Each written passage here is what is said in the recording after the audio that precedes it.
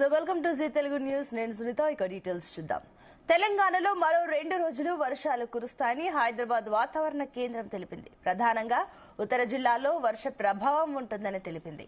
ఆదిలాబాద్, కొమరంభీం, ఆసిఫాబాద్, మంచిర్యాల, నిర్మల్, నిజామాబాద్, రాజన్న సిరిసిల్ల, జగిత్యాల, ములుగు, జయశంకర్, భూపాలపల్లి జిల్లాల్లో మోస్తరు నుంచి భారీ వర్షాలు కురిసే అవకాశం ఉందని వాతావరణ శాఖ హెచ్చరించింది. ఇక గంటకు 30 నుంచి 40 కిలోమీటర్ల వేగంతో ఈదురు గాలులు, ఉరుములు, మెరుపులతో కూడిన వర్షాలు కురుస్తాయంటోంది. ఇక రాత్రిపూట తేలికపాటి నుంచి మోస్తరు వర్షాలు పడే అవకాశం ఉందంటోంది. రైట్, ఇదే అంశానికి సంబంధించి మరిన్ని డీటెయిల్స్ మా కరెస్పాండెంట్ రాజు పటేల్ అందిస్తారు. రాజు పటేల్. Good morning Sunitha. రాష్ట్ర వ్యాప్తంగా దాదాపు వారం రోజుల పాటు ఎడతెరిపి లేకుండా వర్షాలు కురుస్తాయి. 33 జిల్లాల వ్యాప్తంగా కూడా భారీగా వర్షపాతం నమోదైంది. దాదాపు 8-10 రోజుల పాటు ఒక రకమైనటువంటి మేఘావృతమైనటువంటి వాతావరణము పూర్తి స్థాయిలో మనకు వర్షాకాలం సీజన్ కనిపించింది. కానీ ఈ రోజు నుంచి కాస్త మళ్ళీ వాతావరణంలో కొన్ని మార్పులు జరిగే అవకాశం ఉందని కూడా హైదరాబాద్ వాతావరణ కేంద్రం తెలిపింది. ఎందుకంటే ఆల్రెడీ బంగాళాఖాతం ఏర్పడినటువంటి అల్పపీడన ద్రోణి బలపడి తెలంగాణ వ్యాప్తంగా వర్షాలు కురిశాయి. కానీ అల్పపీడన ద్రోణి క్రమక్రమంగా గుజరాత్ వైపు వెళ్లిపోయింది. దీంతో ఆ మేఘాలయాన్ని కూడా అటువైపు వెళ్లడంతో తెలంగాణలో భారీ వర్ష సూచన అయితే ఇక మీద లేకపోవచ్చు అని చెప్పింది. కానీ కొన్ని జిల్లాలో వర్షం పడే అవకాశం ఉందని కూడా అటు హైఎండి కూడా చెప్పింది. అండ్ ఈ రోజు నుంచి స్పష్టమైనటువంటి మార్పు కనిపిస్తుంది. దాదాపు 8 నుంచి 10 రోజుల పాటు చూద్దామన్నా కూడా సూర్యుడు ఎక్కడ కూడా కనిపించలేదు. అంతటి మేఘావృతమైనటువంటి వాతావరణం, చల్లటి వాతావరణం, కూల్ వెదరు, వర్షభావ పరిస్థితులు కనిపించాయి. కానీ ఈ రోజు నుంచి సూర్యుడు ఉదయమే వచ్చాడు. సో మళ్ళీ ఎండ ప్రారంభమైంది. వర్షాలు ఉంటాయా లేదా అనేటువంటి ఒక సందిగ్ధం కూడా సాధారణమైనటువంటి ప్రజల్లో కలుగుతున్నటువంటి సిచ్యువేషన్ ఈ రోజు మార్నింగ్ కనిపించింది. కానీ గత వారం 10 రోజుల నుండి కూడా ఉదయం నుంచే వాతావరణం చల్లగా ఉండడం, వర్షం పడడం లాంటి పరిస్థితి ఉండేది. గత 4 రోజుల నుంచి రోజులుగా ఒక మోస్తారు నుంచి భారీ వర్షాలతోటి అల్లాడినటువంటి హైదరాబాద్ వాసులకు కూడా కొంచెం ఉపశమనం లభించిందని చెప్పవచ్చు. ఎందుకంటే శనివారం నాడు నగరంలో వర్షాలు తగ్గిపోయాయి, వాతావరణం పొడిగా మారింది. వర్షాలు తగ్గిపోవడంతో జనజీవనం కూడా మళ్ళీ సాధారణ స్థితికి వస్తుంది. రోడ్లపై నీటి నిల్వలు కాస్త తగ్గిన నేపథ్యంలో ప్రజలు కూడా తమ నిత్యాది కార్యక్రమాలు చేసుకుంటున్నారు. వాతావరణ శాఖ అంచనాల ప్రకారము ఆదివారం కూడా ఈ రోజు కూడా వర్షం పడే అవకాశం ఎక్కువగా లేదు. పడిన మోస్తారు నుంచి తేలికపాటు వర్షాలు మాత్రమే పడే అవకాశం ఉంది.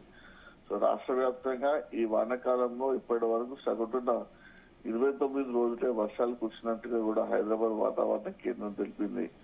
అత్యధికంగా కొమరంభీం జిల్లా, ఆసిఫాబాద్ జిల్లాలో 33 రోజులు, చాలా అత్యల్పంగా హైదరాబాద్, గద్వాల, నల్గొండ, సూర్యాపేట, జనగామ జిల్లాలో 14 నుంచి 18 రోజులు మాత్రమే వర్షం కురిసింది. సో సగటు వర్షపాతం కూడా చాలా తక్కువగానే ఉంది. సాధారణ వర్షపాతం కంటే కూడా చాలా లోటు వర్షపాతం ఉంది. అయితే కొన్ని జిల్లాల్లో మాత్రం అధిక వర్షపాతం నమోదైంది. మహబూబ్ నగర్, నాగర్ కర్నూలు, నారాయణపేట, రంగారెడ్డి, సిద్దిపేట జిల్లాలో అధిక వర్షపాతం నమోదైంది. జనగామ, జగిత్యాల, పెద్దపల్లి, నిర్మల్, మంచిర్యాల జిల్లాలో లోటు వర్షపాతం నమోదైంది.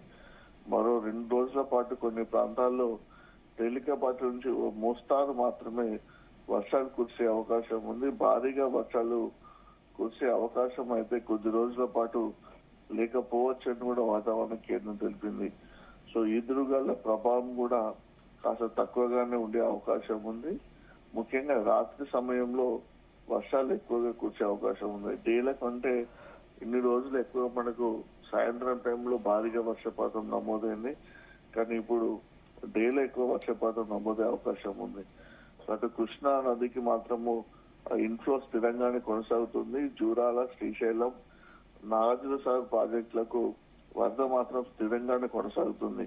తెలంగాణ, మహారాష్ట్రలో కురుస్తున్నటువంటి వర్షాలతో అటు గోదావరి ఎస్ఆర్ఎస్పీకి, ఎల్లంపల్లికి కూడా స్వల్పంగా వరద ప్రవాహం ప్రారంభమైంది. ప్రాణహిత నది చాలా ఉధృతంగానే ప్రవహిస్తుంది. అటు ఎగువన ఆదిలాబాద్, ఎగువన మహారాష్ట్రలో కురిసినటువంటి వర్షాలతోటి ప్రాణహిత పెంగంగ నదులు రెండు ప్రవహిస్తున్నాయి. దీంతో ప్రాణహిత వరద చాలా ఎక్కువగా వస్తుంది. కాళేశ్వరం వద్ద ప్రాణహిత నది గోదావరి నదిలో కలుస్తుంది. అక్కడి నుంచి గోదావరి నదిగానే ప్రవహిస్తుంది. ఈ రోజు ఉదయం 7 గంటల వరకు గోదావరి వద్ద, కాళేశ్వరం వద్ద గోదావరి నది చాలా ఉధృతంగా ప్రవహిస్తుంది. మేడిగడ్డ లక్ష్మీ బ్యారేజ్ వద్ద 5 లక్షలకు పైగా క్యూసెక్ల ఇన్ఫ్లో ఉంది. అంటే నిన్న 3,50,000 క్యూసెక్ల ఇన్ఫ్లో ఉండగా ఈ రోజు 5 లక్షలు, అంటే 1,50,000 క్యూసెక్ల ఇన్ఫ్లో అక్కడ మన కాళేశ్వరం మేడిగడ్డ లక్ష్మీ బ్యారేజ్ వద్ద పెరిగింది. ఎందుకంటే అటు మహారాష్ట్రలో కురుస్తున్నటువంటి వర్షాలతోటి ప్రాణహిత నది అలానే ఇంద్రావతి నది రెండు నదులు వచ్చి కూడా ఇది గోదావరి నదికి ఉపనదులు అవి. ఆ నదుల ప్రవాహం కూడా గోదావరి నది వచ్చులో కలుస్తుండటంతో కాళేశ్వరం వద్ద నుంచి భద్రాచలం వరకు గోదావరి నది ఉధృతంగా ప్రవహిస్తుంది. 5 లక్షల క్యూసెక్ల ఇన్ఫ్లో అక్కడ కొనసాగుతుంది మేడిగడ్డ లక్ష్మీ బ్యారేజ్ వద్ద. దీంతో చాలా వరద అక్కడి నుంచి వెళ్ళిపోతుంది. సేమ్ అటు కృష్ణా నది కూడా కంటిన్యూ అవుతుంది. అయితే మనకు నిజామాబాద్ ఎగువన, తెలంగాణలో నిజామాబాద్ ఎగువన మనకు గోదావరి నది ఎంటర్ అవుతుంది కాబట్టి అక్కడ వర్షాలు లేకపోవడంతో అటు నిజామాబాద్ బాసా నుంచి ఇటు కాళేశ్వరం వరకు ఎక్కువగా మాత్రం గోదావరి నది ప్రవాహం లేదు. కడెం ప్రాజెక్టు యొక్క నిర్మల్ జిల్లాలో ఉన్నటువంటి కడెం ప్రాజెక్టు గేట్లను లిఫ్ట్ చేయడంతో ఆ వాటర్ అంతా కూడా గోదావరి నదికి వచ్చి ఎల్లంపల్లికి వెళ్తుంది. ఎల్లంపల్లిలో క్రమక్రమంగా నీటి మట్టం పెరుగుతుంది. సో ఓవరాల్ గా గత వారం 10 రోజుల పాటు మాత్రం కంటిన్యూగా వర్షాలు పడ్డాయి. ఈ వానాకాలం సీజన్ లో ఎప్పుడు పడినంతగా ఈ వారం 10 రోజులు మాత్రమే వర్షాలు పడ్డాయి. మళ్ళీ కొంత గ్యాప్ వచ్చే అవకాశం ఉంటుంది. అంటే ఇప్పటి వరకు కురిసినటువంటి వర్షం వలనైతే అటు రైతులకు ఊరట లభించింది, పంటలకు కూడా ప్రాణం పోసిందని చెప్పవచ్చు. కానీ సాగునీరు, ఆయకట్టు కింద సాగునీరు ఉంటే వరి పంటకు అందాల్సినటువంటి ప్రస్తుత సిచ్యువేషన్ లో ఇంకా రైతాంగం అయితే కొంత సందిగ్ధంగా ఉంది. ఎందుకంటే మనకు భారీగా వర్షం పడ్డప్పుడు కూడా చెరువులలో ఎక్కువగా వాటర్ ఉండాలి. గ్రామాలలో చెరువులను బేస్ చేసుకునే ఆయకట్టు ఎక్కువగా సాగవుతుంది కాబట్టి చెరువులు పూర్తి స్థాయిలో ఎక్కడ కూడా నిండలేదు. కేవలము 20% చెరువులు మాత్రమే నిండిపోయాయి. మిగతా చెరువుల్లో కూడా మినిమం వాటర్ స్టోరేజ్ మాత్రమే ఉంది.